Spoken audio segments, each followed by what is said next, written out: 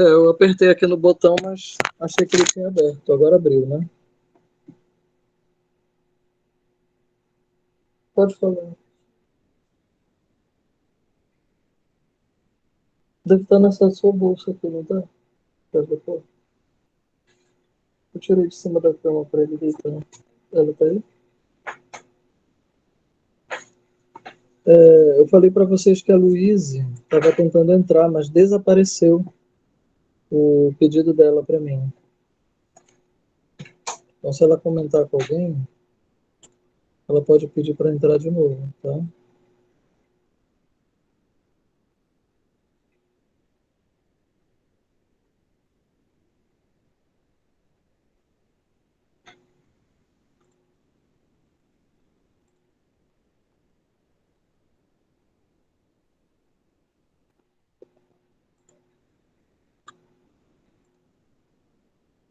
Pedro. Falei com Boa ela. tarde, Thalia. Agora eu tô vendo que tô com áudio aqui também. Estranho.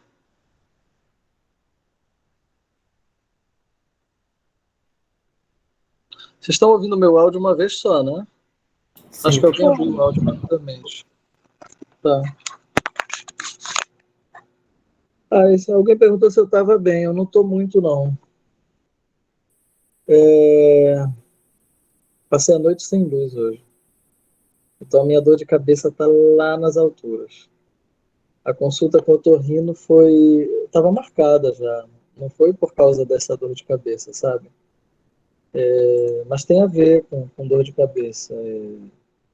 Eu sofro de dor crônica há 30 anos. Dor de cabeça crônica. Não é enxaqueca, é cefaleia crônica. E eu trato. Eu vou ao neurologista. Eu tenho miopia.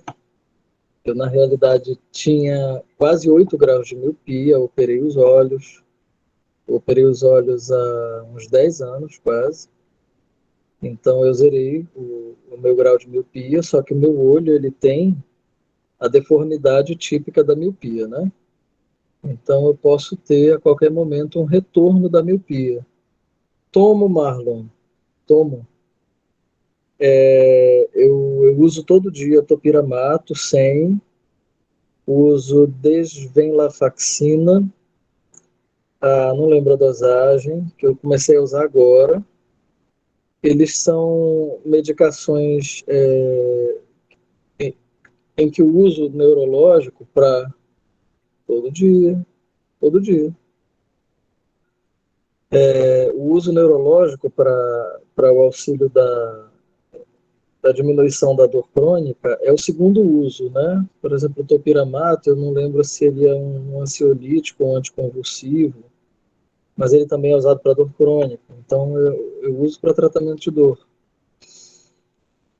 Mas quando vem um pico de dor, eu preciso lançar mão de uma dipirona, um tramadol, alguma coisa assim. Eu sempre tenho tramal em casa, porque algumas horas eu preciso. Aí eu tenho acompanhamento com ortopedista, porque eu tenho 3 hérnias de disco cervicais. Eu tenho tendência familiar para desenvolver hérnia de disco. E as 3 que eu tenho conhecimento, que eu desenvolvi, são justamente aqui na área da minha nuca, da nuca para o pescoço, né? Então eu tenho várias origens de dor de cabeça. Fora a tensão, né? A dor de cabeça que chamam dor de cabeça tensional. A gente que fala assim, eu tenho dor de cabeça nervosa. Eu não sou um cara nervoso, mas eu não posso dizer que eu não tenho ansiedade. Eu guardo ansiedade, né? Eu não sei se vocês me consideram um professor tranquilão, um professor nervoso, mas eu acho que eu não pareço ser um cara nervoso, não. Geralmente as pessoas me consideram bastante tranquilão, e os meus momentos de ansiedade ficam muito guardados. Eu sou muito implosivo, eu não sou explosivo. Então eu guardo muito para mim o que eu tenho de ansiedade. Eu não costumo transparecer isso aí. Poucas pessoas me veem implodir. Esse é um dos problemas. Quem tem dor, né? Quem desenvolve dor, aí também quem desenvolve depressão, quem desenvolve fibromialgia, né? Algumas doenças ligadas à dor e ao sistema emocional, eu sei que tem muita relação com isso, com guardar para si muitas coisas, falar pouco, né? Eu não faço terapia, confesso. Confesso que há muito tempo não faço. Eu sei que isso faz toda a diferença. Eu tentei uma vez fazer, mas não dei seguimento, porque viajei de férias. Quando eu voltei, eu acabei não retomando. Enfim, deixa eu abrir a nossa pastinha, já está aberta aqui, para a gente retomar, tá? Então, eu preciso tentar executar um vídeo sobre o qual a gente precisa conversar, mas eu preciso executá-lo talvez do meu celular. Vamos ver se rola.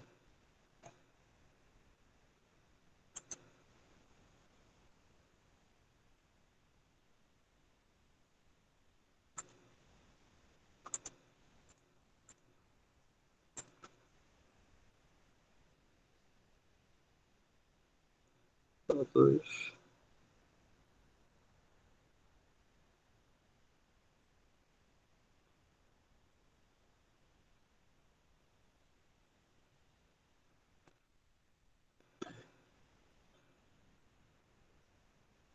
A Luísa já entrou?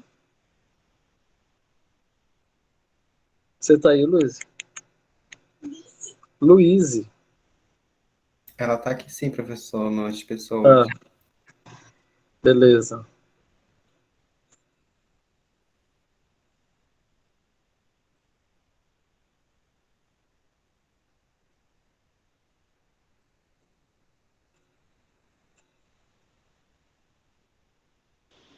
Sim, professor. Tá joia.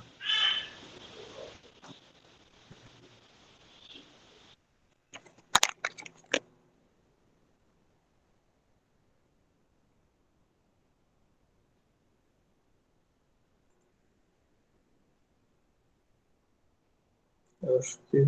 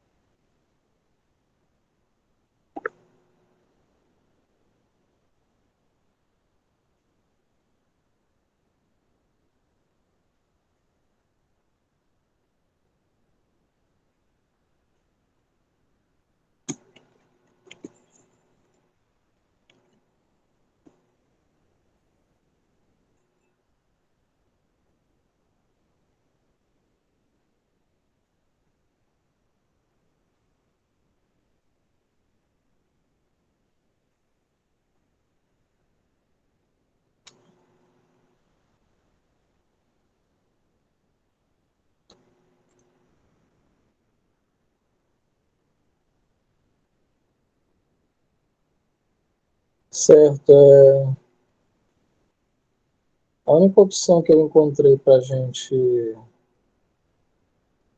assistir esse vídeo, deixa eu compartilhar a guia aqui com vocês.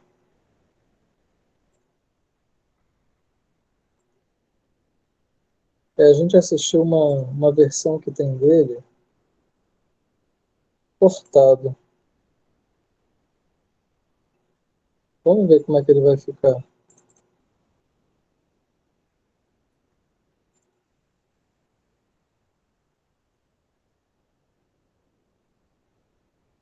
Ixi.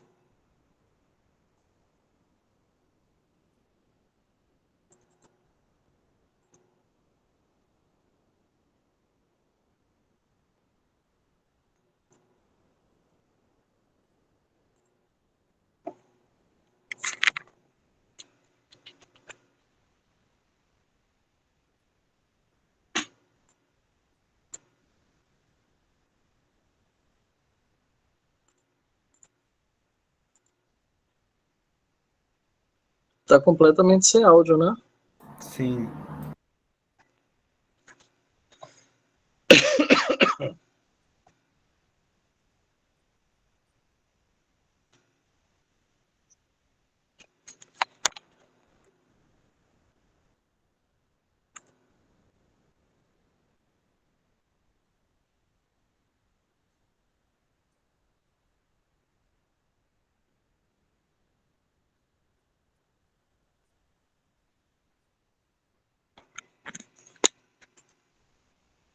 Ai, ai, ai, viu?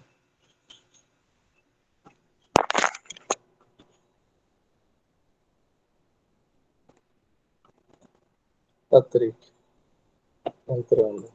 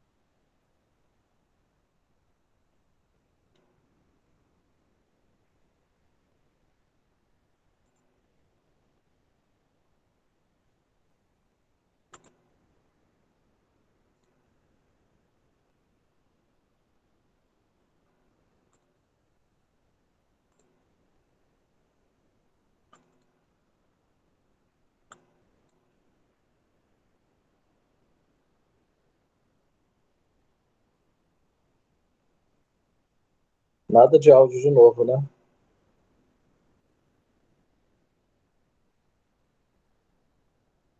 Não, professor, ainda tá sem áudio.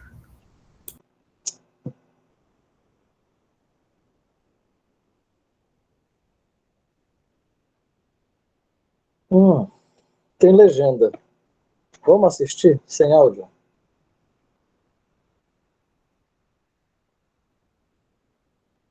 Eu vou compartilhar esse vídeo com vocês depois, vocês assistem, cada um com áudio. Eu compartilho o arquivo com vocês.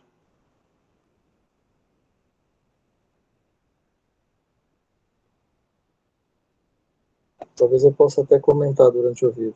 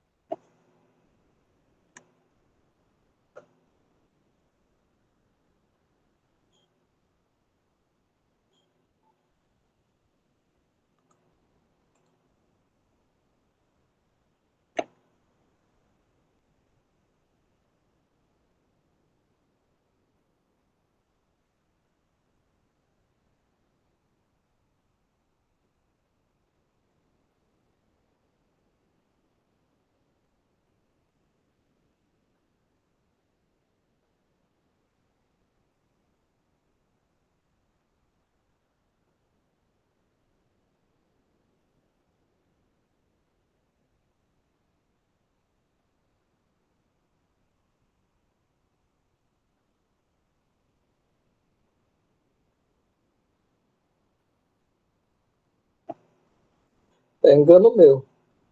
Ele só tinha legenda lá. Ah, Professor, esse acho vídeo que tem são no algumas YouTube? falas. Eu acho que são algumas falas só que são em inglês que vão aparecer a legenda. Professor, Pode falar. tem no YouTube esse vídeo? Rapaz, sabe aquele que eu estava mostrando para vocês? Sim. Que ele está recortado no cantinho Aham. da imagem? É a única opção que tem no YouTube. Tinha vários vídeos desse no YouTube, foram todos tirados por direitos autorais, porque ele é do History Channel.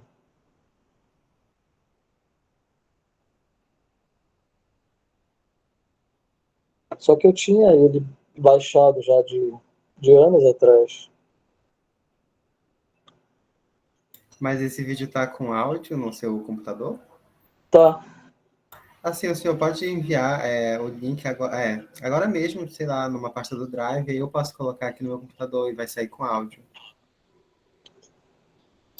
não queria gastar tempo fazendo isso, mas Ah, tudo sim. bem. Não, o senhor pode continuar sua aula, tudo bem. Talvez não demore fazer isso.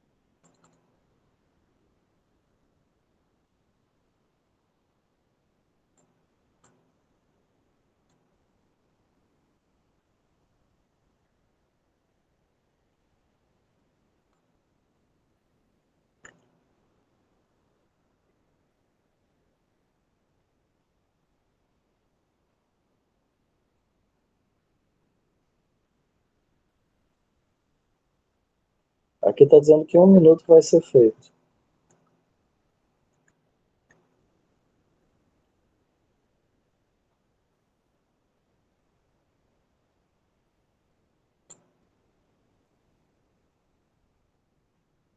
O senhor está enviando o vídeo para uma pasta do Drive?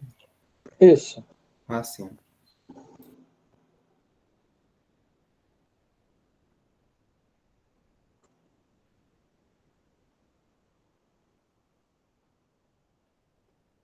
Está terminando já.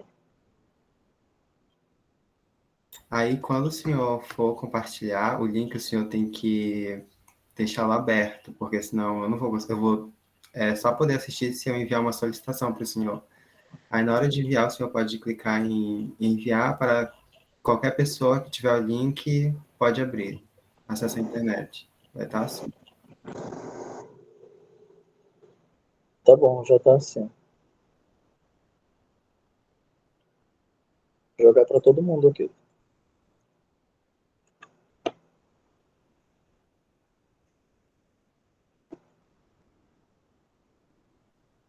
Tenta aí, Marlon. Ok. Bom, o vídeo mostra o, o mundo do Renascimento. Apesar dele ser chamado O Mundo de Da Vinci, não é um vídeo sobre Da Vinci, tá? É um vídeo que, na realidade, vai falar muito mais sobre Brunelleschi, sobre Filippo Brunelleschi.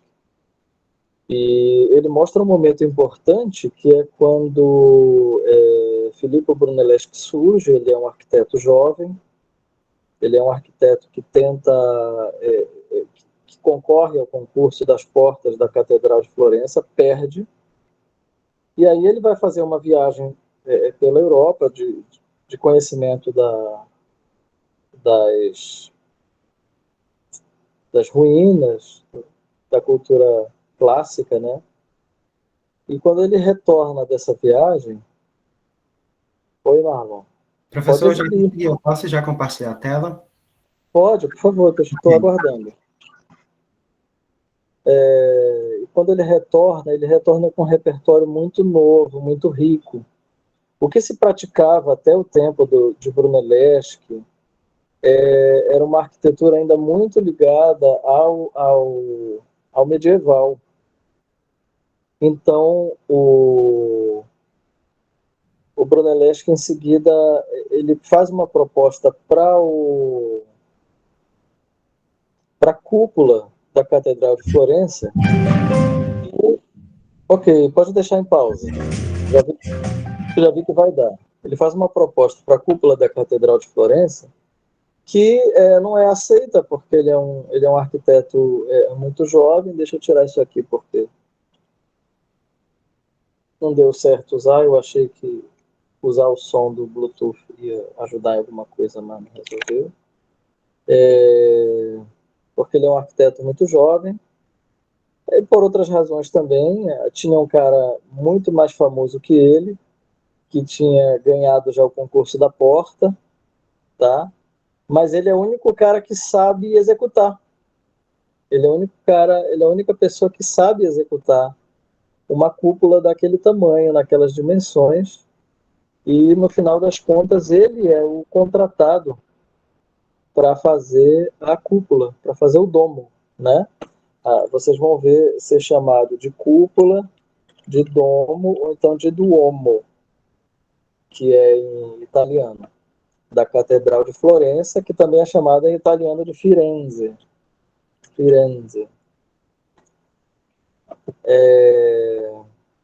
Então, o vídeo trata um período longo do vídeo sobre esse assunto, mas vai falar também sobre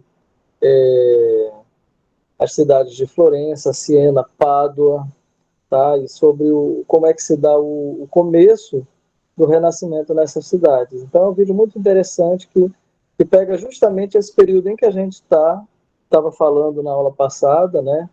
Esse ponto que a gente está, em que o medieval está se convertendo em renascimento na pintura e também na arquitetura. Então pode dar o play, Marlon. Obrigado.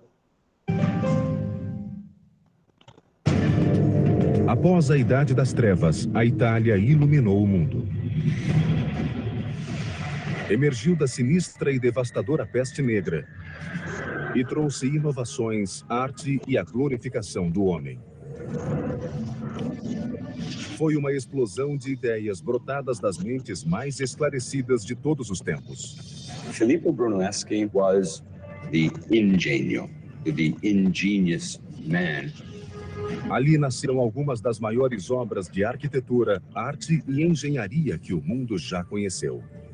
The enterprise of Renaissance engineering is recovering this ancient knowledge. I don't think that any other period in the history of Western civilization can brag to having produced so much genius. Mas chegar a gênio era uma luta. Os construtores enfrentaram desastres naturais sem precedentes, os dogmas da igreja e os rivais. And the Italian peninsula becomes the cockpit, the fighting point. Essa foi a era dos arquitetos, a qual criou a gratificante sensação de que nada era impossível.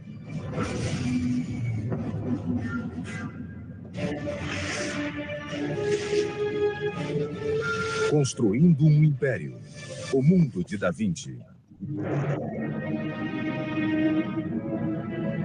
Ano 476 depois de Cristo. O grande Império Romano desabara e sepultara para sempre seu poder e domínio. Os imperadores que unificaram a região já não existiam e a Europa Ocidental fragmentara-se. Durante séculos, a Europa foi governada por uma linha de reis germânicos que chamaram seus domínios de Sacro Império Romano. Mas no século XII começou a surgir uma coleção de repúblicas italianas. Unidas, elas decidiram resgatar as glórias da velha Roma. Revitalizaram a Europa e criaram o molde do mundo ocidental.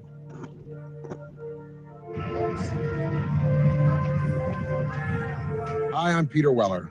And in 2001, I came here to the city of Florence to finish a master's degree in Italian Renaissance art history at Syracuse University in Florence. The Italian Renaissance is as overwhelmingly mind-blowing as it is beautiful. It is the most impacting epoch of the last millennium. It is the age of invention with Da Vinci and Copernicus and Gutenberg, but it is also the age of the cult of personality. It is the time when that unknown artisan or craftsman will become the artist. It is the time when that nameless builder will become the architect. In the 12th and 13th centuries, Italy is really beginning this sort of rebirth. Because what's happening is that stability has been reinstituted onto the peninsula, mainly through the Holy Roman Empire, through the system that we call feudalism. The city is reborn. E nessas liberais cidades romanas surgiu novo tipo de líder. The rulers of the Italian city-states are the merchants. They're not the traditional aristocracy. They're not the traditional nobles. And this produces this extraordinarily vibrant urban life in the 13th century. Famílias como os Médici dirigiram bancos tanto quanto governavam cidades. A riqueza gerava poder. E o poder podia comprar arte e arquitetura. As cidades começaram a construir em grande escala, sempre de olho no vizinho e ciosas da própria independência.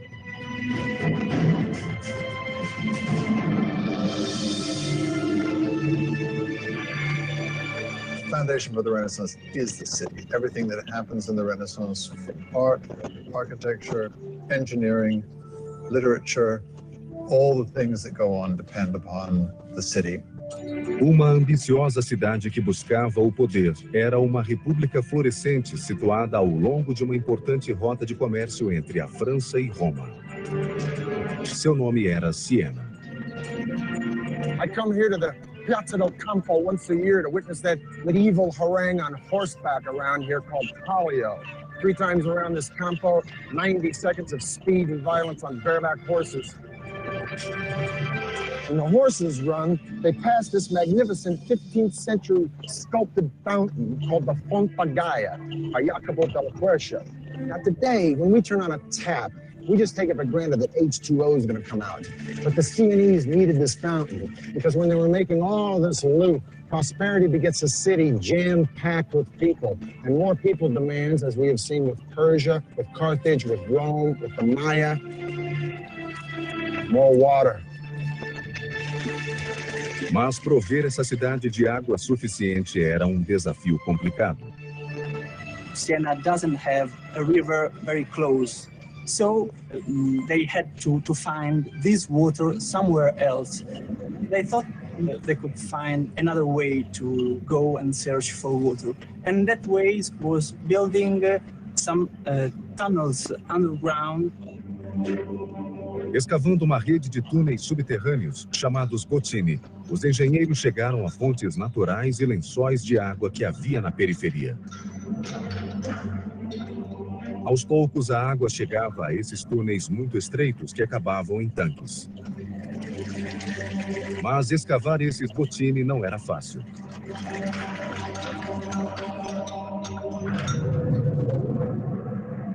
Eles usavam pás e picaretas para remover os depósitos de calcita em túneis de poucos centímetros de altura, escuros, poeirentos e insalubres.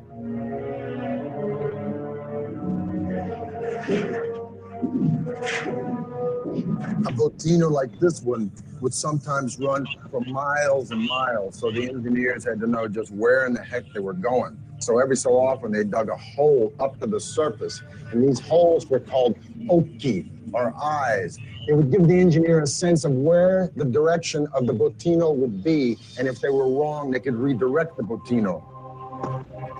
A água corria pelos túneis, distribuindo-se pelas regiões mais necessitadas, e ainda alimentavam as fontes das ruas e avenidas movimentadas como a Fonte Gaia.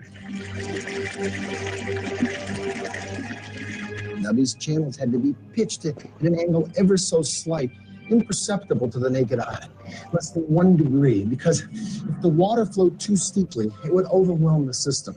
So to keep this from happening, the engineers used an instrument called an archipendulum. It's nothing but a pendulum. It's a stick with a string and a weighted ball or stone at the end. No matter how much you pitch the stick, the string will always remain vertical, giving you a vertical line in a relationship to the tilt of the horizontal stick. In this way, the water would flow quietly and evenly into Siena and fill up the Fonte Gaia. Em 1345, mais de 15 quilômetros de túneis cortavam o subterrâneo de Siena. E assim a cidade cresceu e prosperou. More water brought more people to the boomtown. More people to the boomtown, more turf is needed. Pretty soon, Siena controls most of southern Tuscany.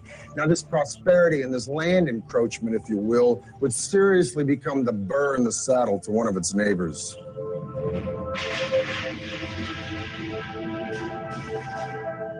Florence and Siena are the two dominant republics in Tuscany. It was a rivalry on all levels: economic, political, artistically. And in the 13th century, the city-state of Siena, in all three of these categories, was probably Florence's superior. As duas repúblicas seguiam ombro a ombro até que Siena obteve vitória esmagadora na Batalha de Montaperte em 1260. Siena fights Florence. And to put it bluntly, Siena kicks ass. Florence goes home in humiliation and defeat. But guess what? That ain't gonna be for long. A soberba engenharia que tornara Siena tão atraente nada pôde fazer diante de um dos piores desastres que o mundo já viu. In 1347, the Black Death struck. And according to the eminent humanist writer Giovanni Boccaccio, who witnessed the Black Death, the disease killed so fast that you could lunch with your friends and dine with your ancestors in heaven. One conservative estimate is that Siena lost over 60% of its population in a matter of months.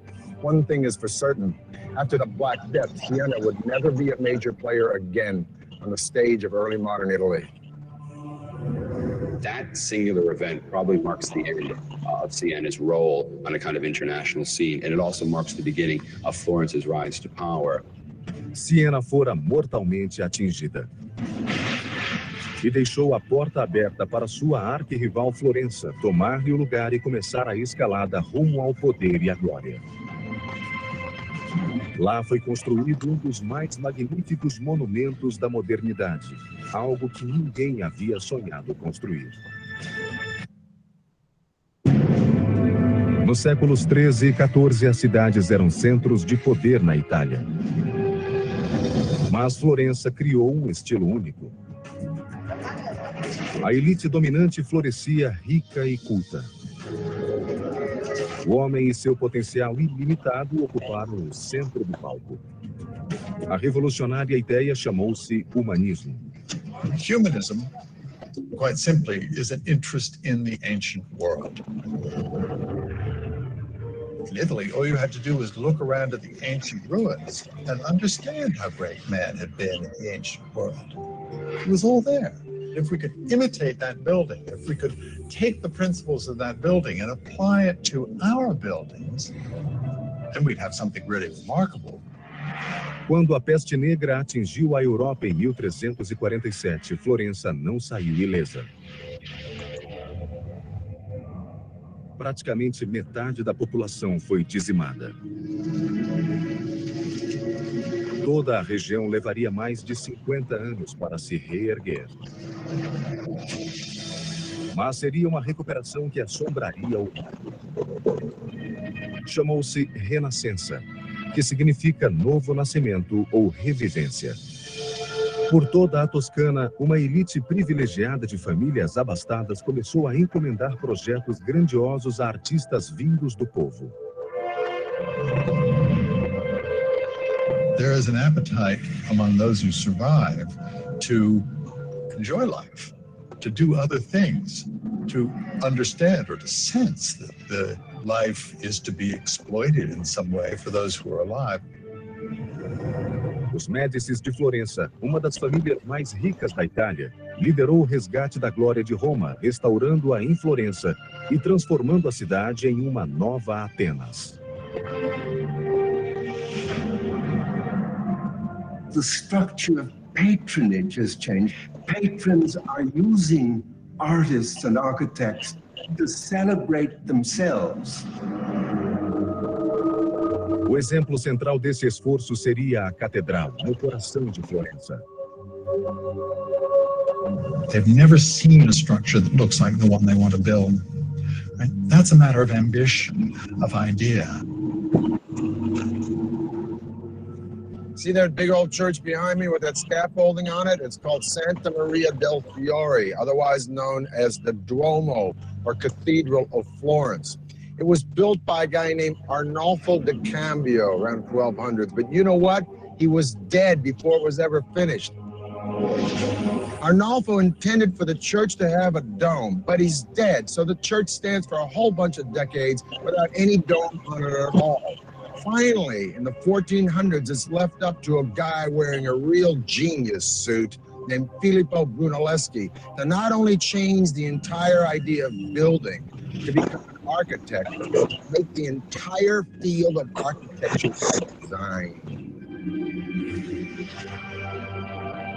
Brunelleschi vinha de uma família de classe média e devia se tornar funcionário do governo tal como o pai. Mas ele amava e admirava as artes e começou estudando ourivesaria. It's only in his early 30s that he then moved over and began to become what we now call an architect. Now, Brunelleschi is a maverick and he's brash. His dad is a notary. Brunelleschi wants to study sculpture. Wonder how his dad reacted to that one, huh? Probably like my old man reacted when I told him I wanted to go to New York and become an actor. In any case, by his early 20s, Brunelleschi is a pretty fair goldsmith. Now, in 1401, the baptistry decides it wants to replace its doors, so they hold a competition. Competition comes down to two guys, Brunelleschi and the international Gothic man of the hour, Lorenzo Ghiberti. Brunelleschi was pretty good, but he ain't no Ghiberti. Ghiberti wins, Brunelleschi runs away with his tail between his legs, humiliated in defeat. He loses the competition to Ghiberti in 1401. And it sets up the kind of perfect opportunity for him to leave the city of Florence, then go to Rome and study the secrets of the ancients. Brunelleschi deve ter passado quase 2 décadas em Roma, examinando as obras mais importantes da engenharia antiga. Renaissance Italians are fascinated with the way Romans did everything, the way things were done in ancient Rome, and building is no exception. A big part of the enterprise of Renaissance engineering is recovering this ancient knowledge. Uma obra em particular deve ter causado especial impacto em Brunelleschi. O Panteão. Teriam os romanos descoberto o modo de construí-lo sem as armações de apoio? Nessas 2 longas décadas, ele deve ter examinado cada centímetro do domo, cujo diâmetro ultrapassava os 40 metros, tentando desvendar o segredo de sua construção.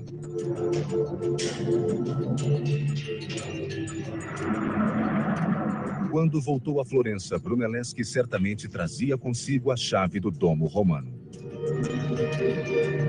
It seems that Brunelleschi reappears in Florence just at the time that the Opera of the cathedral was in fact planning on this competition for the design of the dome. The cathedral was to be, upon completion, the largest church in all of Christianity.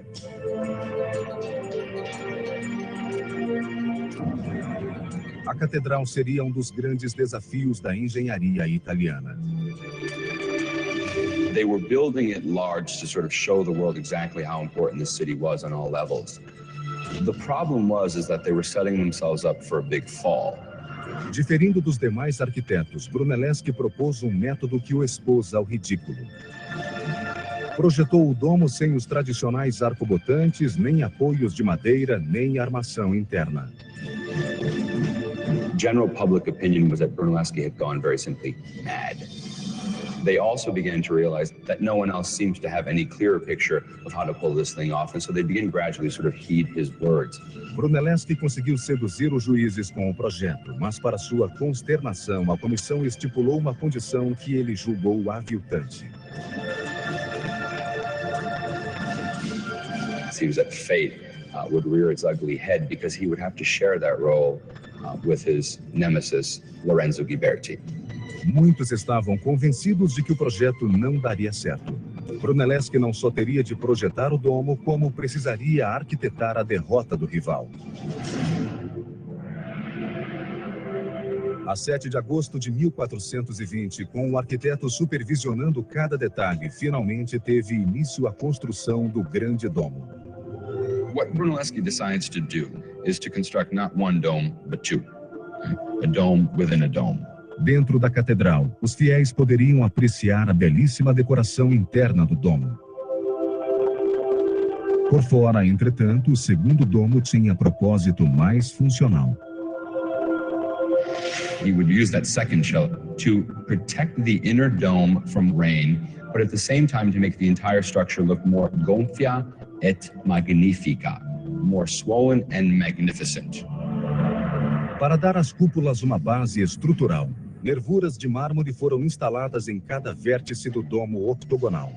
A seguir, uma série de arcos foi construída para cruzar com as nervuras em ângulos de 90 graus. Mas Brunelleschi enfrentou um problema logístico.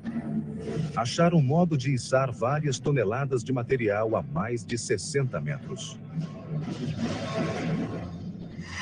And so Brunelleschi devises something we call the ox hoist. Atrelados a um timão, 2 bois faziam girar um pilar que erguia e baixava um guindaste. A marca do gênio estava numa rosca que mudava as engrenagens para frente e para trás. Ou seja, os bois não precisavam ser desatrelados para trocar de lugar.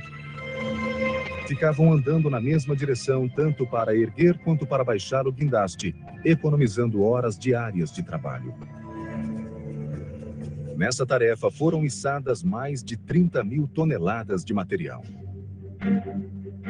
Apesar de todo esse trabalho, cada peça ainda precisava ser transportada lateralmente e colocada no ponto exato a dezenas de metros de altura. Para resolver esse problema aparentemente insolúvel, Brunelleschi projetou outro tipo de guindaste, chamado castello. The castello was a crane that they used to move weights horizontally. Instalado no alto da cúpula e semelhante a um cavalete, tinha um sistema de trave mestra e contrapeso, permitindo a colocação do material com precisão milimétrica. These are the machines that he was introducing, and these are the machines that made it possible for such a dome to have been built. Mas toda essa criatividade ainda não resolvia o desafio fundamental de um domo desse tamanho sem nenhum apoio interno. Brunelleschi ainda precisava evitar um desmoronamento. A tarefa exigiu um grande salto de imaginação, combinado com engenhosidade e cálculos precisos. –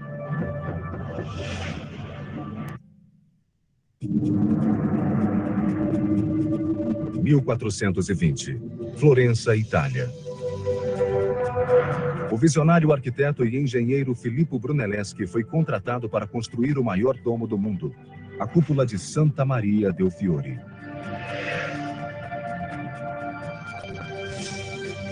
Como o domo não tinha suporte, o desafio era evitar seu desabamento.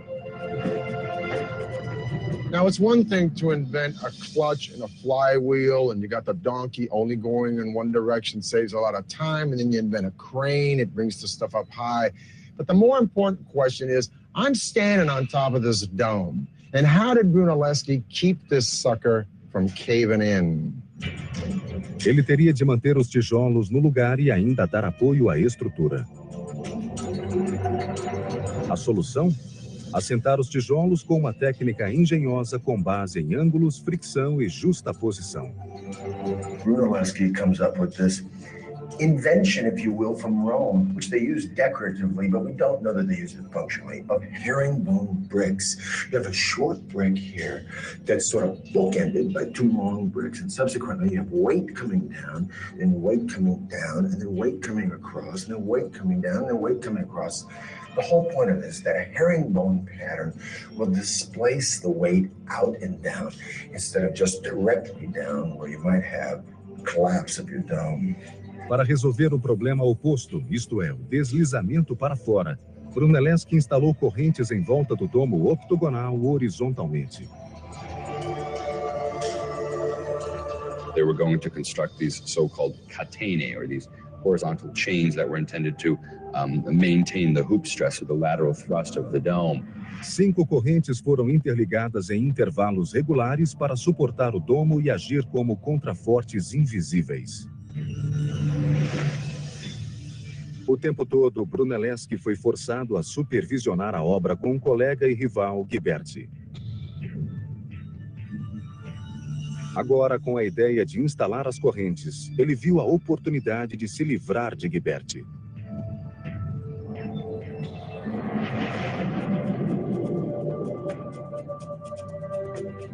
In August of 1423, Brunelleschi called in sick.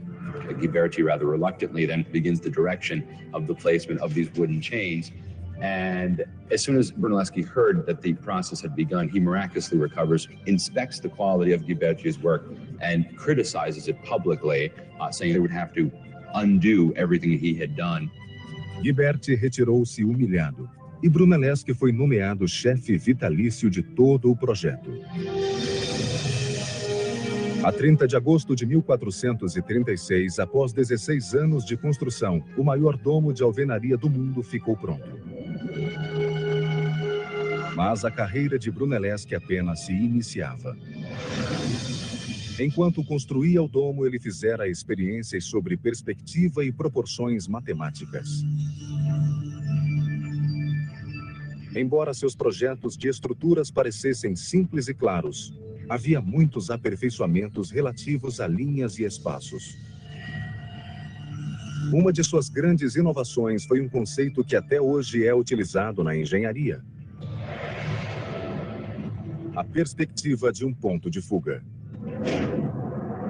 Olhando para um batistério de 8 lados e outros prédios em volta, Brunelleschi viu que se transferisse esses objetos tridimensionais para um plano bidimensional, eles desapareceriam em um ponto finito, o ponto de fuga.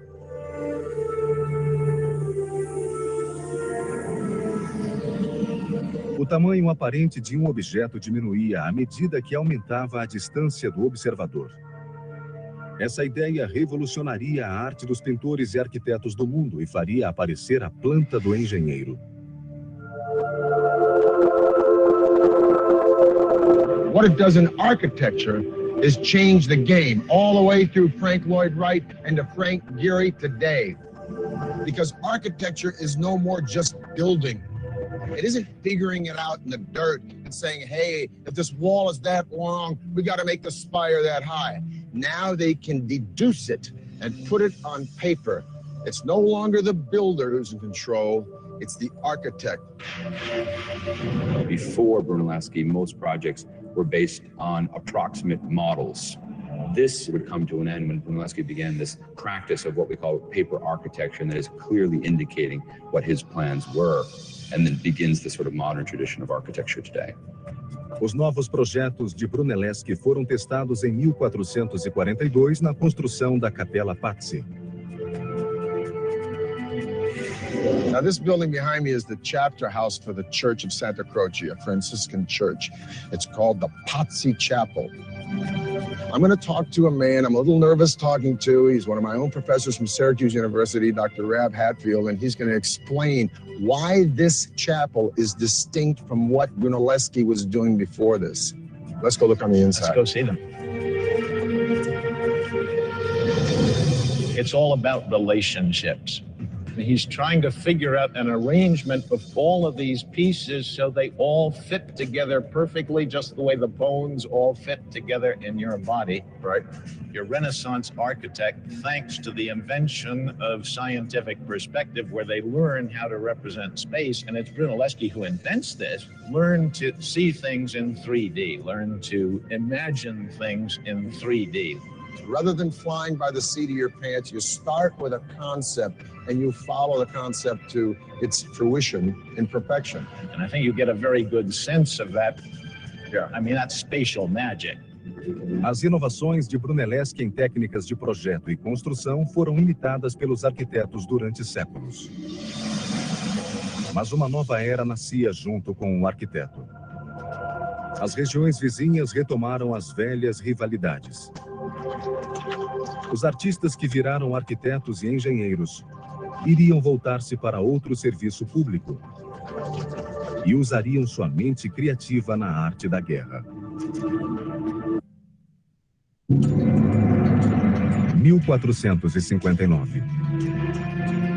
Filippo Brunelleschi, pai da arquitetura renascentista, fizera de Florença a meca das inovações em projetos e construções. Seus métodos e ideias espalharam-se pelo mundo e os arquitetos iniciaram uma ambiciosa campanha de construção. Who wants to reclaim Naples in the name of his country and threatens to sack any Italian town who stands in his way. Savonarola begins to predict an invasion of some sort. And when it finally comes, he's able to say, you see, I predicted this, I foretold it. He is able to kind of pass himself off as a prophet almost in the Old Testament mode. A previsão do padre dominicano seria concretizada. Em 1494, Carlos VIII, rei da França, posicionou-se na fronteira toscana, pronto para marchar sobre a Itália. A Itália era um caos de pequenas repúblicas que brigavam entre si e achava-se muito vulnerável.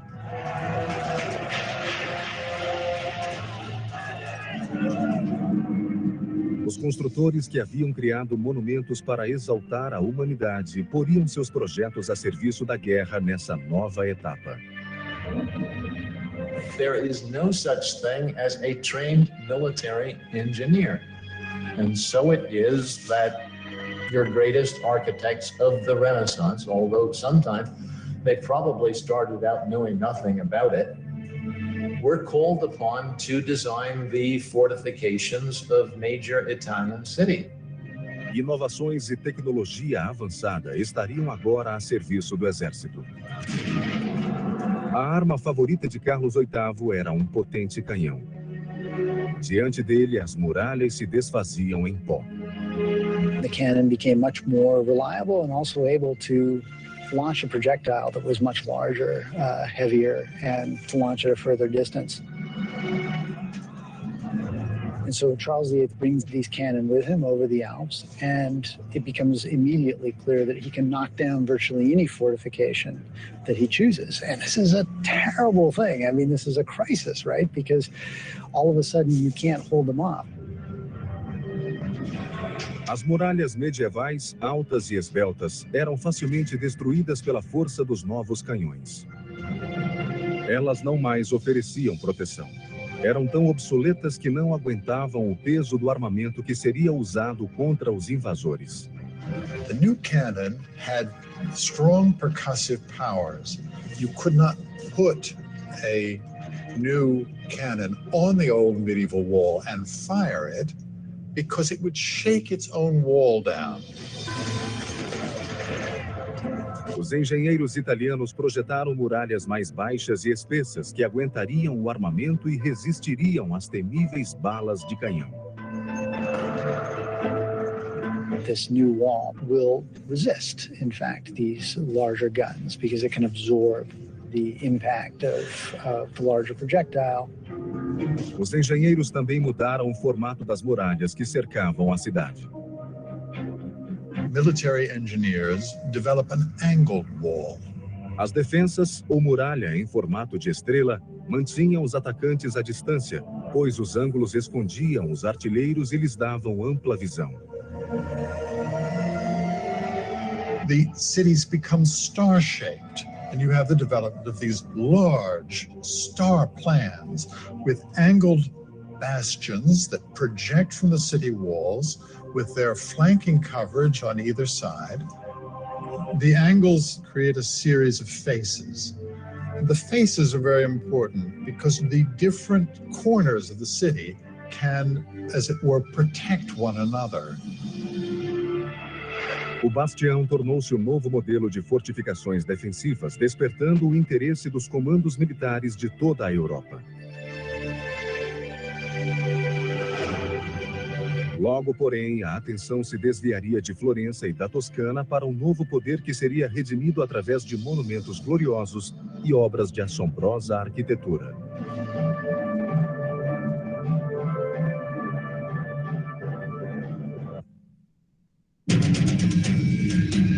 Século XV, Itália. Florença tornou-se o centro da Renascença, espalhando pelo mundo novas ideias sobre arquitetura, artes e engenharia. Mas a atenção de todos logo se voltaria para um antigo poder que retomava seu lugar com força e majestade. O foco do poder e glória voltava à cidade que havia conquistado o mundo: Roma. In the early 1300s, there's a big beef in Rome about who exactly is Pope. So the rightful Pope supposedly goes off to France. And for the next several decades, the papacy lives in France. Now, by the 1370s, when the popes come back to Rome, Rome is a ghost town. And for the next 100 years or so, all the way through the Renaissance, each pope is successively trying to rebuild Rome. Now, in the 1490s, when the Medici are booted out of Florence, Florence becomes a republic, yeah, but they're broke. And so all these famous cats like Da Vinci, Raphael, and Michelangelo, they split Florence because Florence is no longer happening. If you're a player, the place you want to be is Rome. Rome had been nothing in the 14th century because the popes had moved out.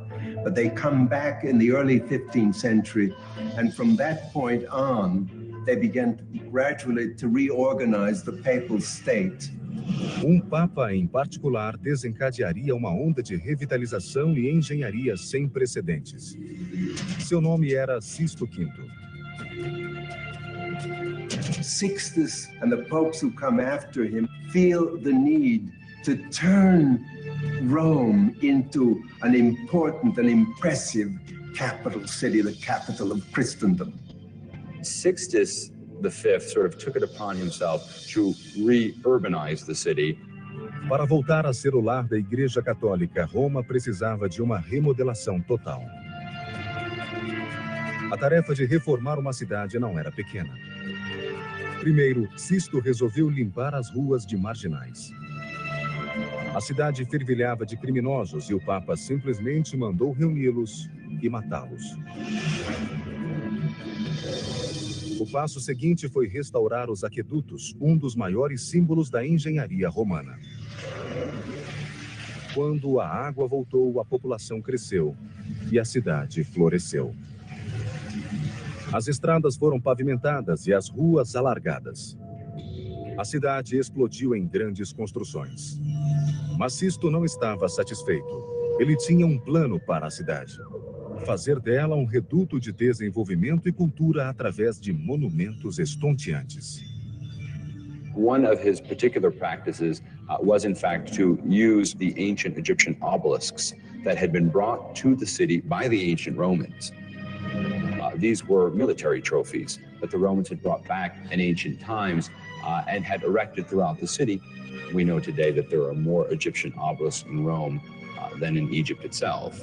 And how Sixtus used these obelisks was to, in fact, place them as urban exclamation points. Sisto quis erguer um desses obeliscos diante de uma nova catedral, a Basílica de São Pedro. Mas havia um problema. A agulha pesava mais de 300 toneladas. Moving the obelisk was no easy task. Sisto passou o problema para o arquiteto e engenheiro Domênico Fontana. O plano de Domênico era simples, mas muitos o julgaram inexequível. Para proteger a agulha, ele a envolveu em uma colossal torre de madeira. Ao longo desta, mandou prender barras de ferro. A armação de madeira tinha colunas que se erguiam a mais de 30 metros. Cordas pendiam das barras de ferro de tal modo que o obelisco podia ser içado com cabrestantes. Para a operação foi chamada uma equipe de mais de 900 operários. Com 40 cabrestantes, a agulha foi erguida do chão e pousada sobre uma plataforma rolante que a levaria ao novo local. A 30 de abril de 1586, sob o olhar vigilante do Papa, teve início a incrível tarefa de transportar o obelisco. When the men were hoisting it up, they were under command to remain silent throughout the whole process, under pain of death, if one of them, in fact, broke the silence. Finalmente, após 17 dias de penoso avanço, o obelisco chegou ao novo lar, em frente da Basílica de São Pedro, onde está até hoje. A notícia da extraordinária revitalização de Roma espalhou-se pela Europa. A capital do Velho Mundo ocupava novamente o centro do palco. A era dos arquitetos, iniciada em Florença, seguia caminho em Roma e no resto da Europa. Artists of all sorts could create such beauty, such wondrous works of art on the scale of St. Peter's Basilica, like the obelisks that were erected throughout the city of Rome, like the dome of the cathedral in the city of Florence. It gave the human significance again, and it gave us a bit of an attitude as well, that we are again the center of all things. And many people think it is with the Renaissance that modern culture actually begins.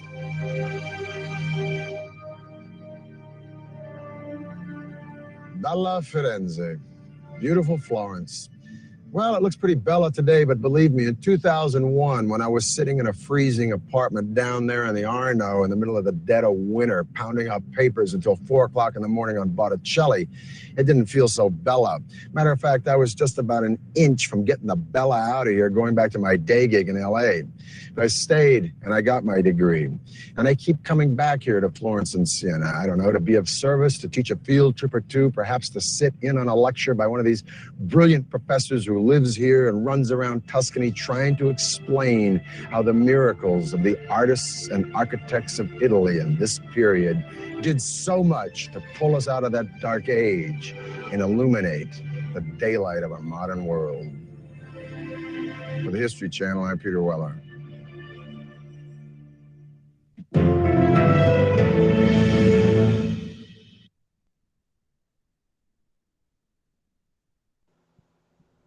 Obrigado, Marlon.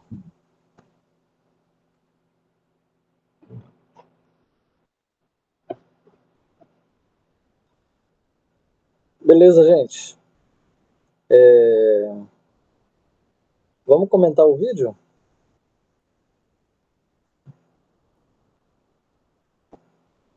Vamos comentar até aqui. O que vocês têm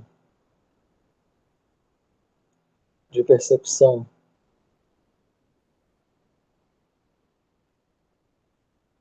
De novidade no vídeo. A rixa do Brunelleschi com o Gilberto, acho que era esse o nome dele. Ghiberti. Lorenzo Ghiberti.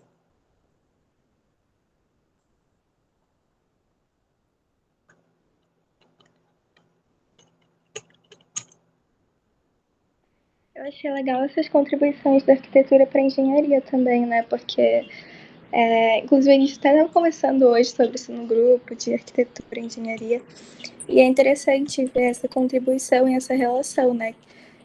Dessa criação. Ele até falou sobre algumas coisas do Brunelleschi e tal, dessas contribuições, ou de coisas que pareciam muito impossíveis de fazer, com o tempo a gente foi ver que não era inventou tudo isso que era tão difícil assim de fazer, né? Era mais realizável, na verdade. Aham. Nossa, eu achei as inovações do Brunelleschi, que tanto o simples detalhe do tijolo, de mudar as posições deles para sustentar aqueles arcobotantes, sei lá, da catedral, muito interessante. O Lucas achou interessante os guindastes que ele teve que inventar para construir aquela cúpula. Pois é, o Brunelleschi é o tipo do arquiteto que era também um inventor. E acho que nessa época todo artista tinha um pouco de inventor, né? Ou pelo menos os principais eram assim. Oi, Jordânia. Não, eu digo, eles eram bem completos, né? Em busca do conhecimento, eles Muito. tinham sede de conhecimento, então eles não deixavam algo simples, nunca era simples, eles sempre tinham sede de Sim, conhecimento. exatamente. Eles chegavam a ter conhecimento sobre astronomia, sobre um pouco de alquimia, né? Funcionamento químico dos materiais, porque isso ia interferir na qualidade dos materiais que se usava para construção e nas artes plásticas também. O que mais, gente? Fora o conhecimento teológico que esses artistas tinham, que era uma coisa incrível. Muitos deles eram estudiosos de teologia mesmo.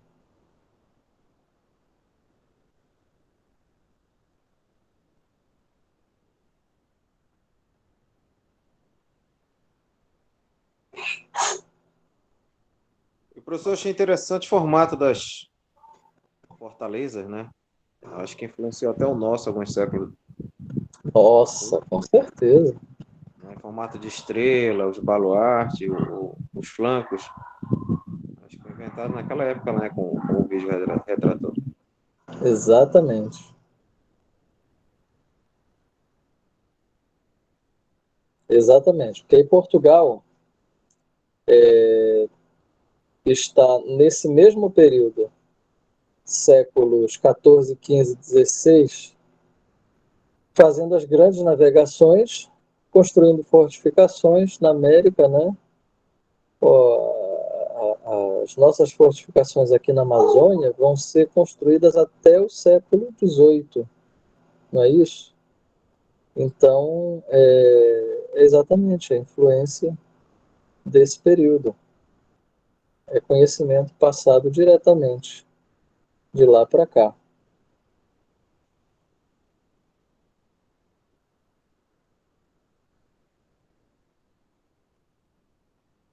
E vocês veem que a Catedral de Florença, ela ainda é um edifício completamente medieval, né?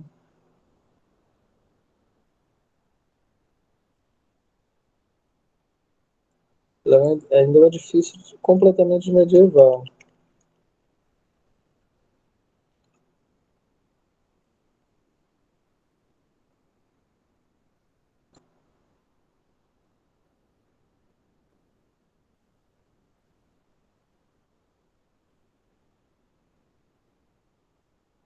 Deixa eu abrir aqui uma guia para vocês. Na janela não é guia.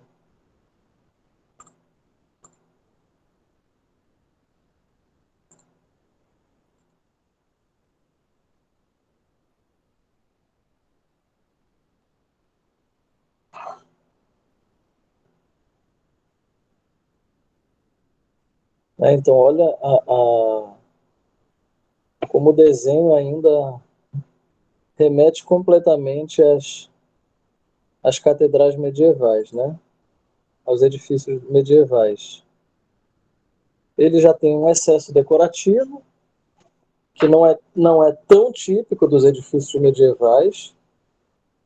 Vocês vão ver que é um edifício construído séculos antes, alguns séculos antes, eu acho que a catedral é do século XII, só que ela faltava para ela a cúpula. Então ela era uma catedral incompleta, ela era uma catedral sem cúpula, porque o projeto, o plano dela incluía uma cúpula, então precisava ser construída uma cúpula e nunca tinha se chegado a construí-la, né? Por isso é que acontece, então, o projeto, o concurso que leva à construção dessa cúpula por Brunelleschi. Olha o interior da catedral. Uma influência bastante gótica ainda, né? É claro que a gente percebe uma transição. É claro que a gente percebe uma transição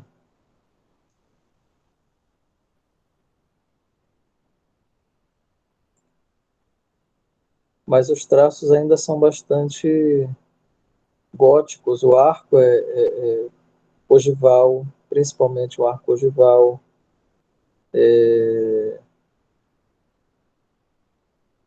Ela é uma joia, né?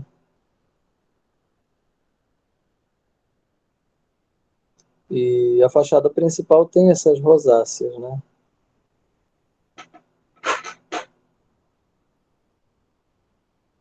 Agora, o fato dela ter sido concluída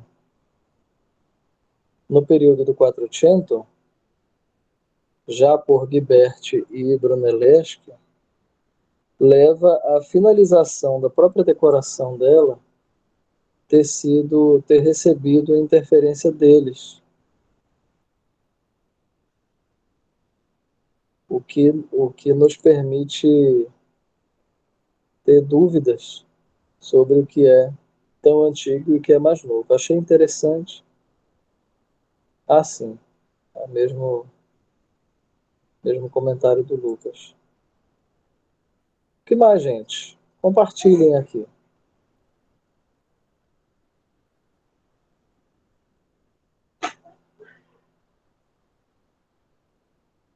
Digam lá.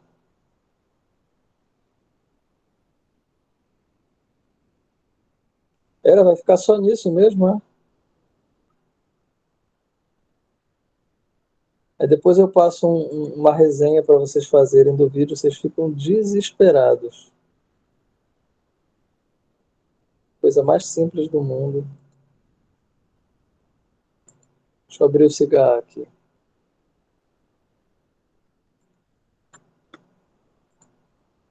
Vocês são ótimos, olha. A água não subia, não, Lu. Ah, sim, entendi. Como é que no final de tudo é? Porque a água ela tinha caimento, tá? Esses túneis, eles não faziam com caimento acentuado, porque senão esses túneis chegariam, depois de tantos quilômetros, com a profundidade muito grande. Então eles faziam com um caimento bem levinho, para poder, depois de todo aquele trajeto, a profundidade dos túneis não ser tão grande. Agora, a subida das águas, eu acho que eles já utilizavam algum tipo de bomba mecânica, tá? Acho que não tem muito mistério nisso aí, não. Bom, eu já fiz a chamada de vocês enquanto a gente assistiu o vídeo, mas eu vou confirmar aqui. Eu vou falar só os ausentes, tá bom? Se alguém estiver aí, se manifeste. Camila, Gabriel Carneiro, João Vitor Freitas, Lucas Mourão, Marcelo, Márcio. Presente o Márcio. Marcelo tá aqui. Quem? Marcelo. João Vitor Freitas. João Vitor Freitas. Olha aí. Só, tô salvando. Foram 3, professor. Marcelo, Márcio e João Vitor. Eu sei. Professor, eu sou preletor aqui também. Tá? Só faltaram o Gabriel Carneiro e o Lucas Mourão. Tá certo. E o restante eu confirmei a presença na hora do vídeo.